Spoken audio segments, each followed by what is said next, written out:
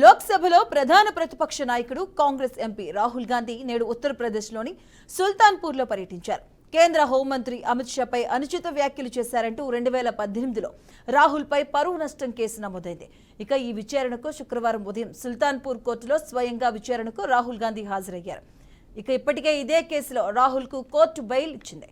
రాహుల్ను వేధించేందుకు BJP అక్రమ కేసులు పెట్టిందని కాంగ్రెస్ శ్రేణులు ఆరోపిస్తున్నాయి. కాగా సుల్తాన్పూర్లో పర్యటించిన రాహుల్ గాంధీ ఓ వీధిలో చెప్పులు కుట్టే కొట్టు దగ్గర ఆగారు. ఇక ఆ కొట్టు ముందు కూర్చొని అక్కడ చెప్పులు కుడుతున్న వ్యక్తితో కాసేపు ముచ్చటించారు. అతని సాధక బాధలు అడిగి తెలుసుకున్నారు. ఈ సందర్భంగా అతనికి తన వంతుగా ఆర్థిక సాయం చేస్తానని భరోసా ఇచ్చారు.